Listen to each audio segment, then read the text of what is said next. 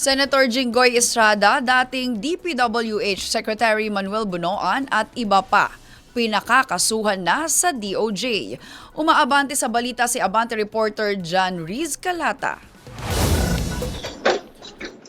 Pinakakasuhan ng Department of Justice sina Senador Jinggoy Estrada, dating Public Works Secretary Manuel Bunoan at iba pa kaugnay ng maanumalyang flood control projects sa bansa. Gayon din sina Bong Dinglasan, Denril Cesar Cortuna, Manny Bulusan, Arturo Gonzalez Jr. at iba pa.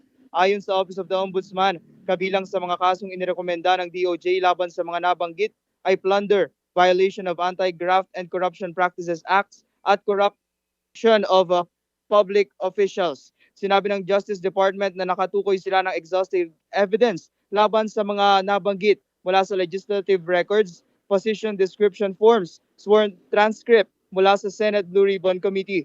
Samantala, inirekomenda rin ng Justice Department ang pagbawi sa mga kaso laban kay dating Undersecretary Catalina Cabral matapos makumpirma ang pagpanaw nito.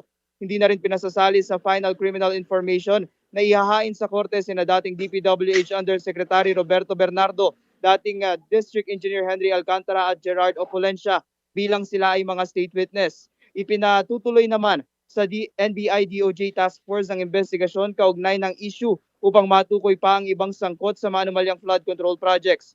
Pinahintulutan ng DOJ ang ombudsman na magsagawa ng independent review at resolution sa merito ng mga kaso. Maaari pang pagtibayin, i-amend at baliktarin ng ombudsman ang finding ng DOJ. John Riz Galata, Abante.